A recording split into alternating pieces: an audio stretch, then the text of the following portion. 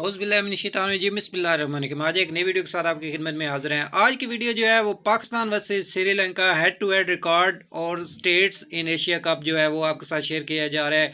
Total 16 matches हुए हैं जिनमें से 5 पाकिस्तान ने जीते हैं और 11 मरतबा श्रीलंका फाते रहा।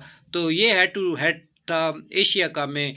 वो किस तरह है कि 2016 में पाकिस्तान विन बाय 6 विकेट, 2014 में श्रीलंका ने 12 रन से जीता, फिर श्रीलंका ने 5 विकेट से जीता। उसके बाद 2012 में पाकिस्तान ने 6 विकेट से जीता। 2010 में श्रीलंका ने 16 रन से मैच जो है वो अपने नाम रहा। 2008 में श्रीलंका विन बाय 64 रन। 2004 में श्रीलंका विन बाय 7 विकेट।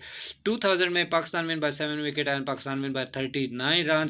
1997 में श्रीलंका विन बाय 15 रन। इसी तरह 1995 में श्रीलंका विन बाय 5 विकेट्स। उसके बाद 1998 में श्रीलंका विन बाय 5 विकेट्स। 1986 में पाकिस्तान ने 81 रन से मैच जीता और उसके बाद श्रीलंका ने 5 विकेट से जो मैच जीता। 1984 की बात करें तो 1984 में श्रीलंका ने 5 विकेट से जीता। बहुत शुक्रिया।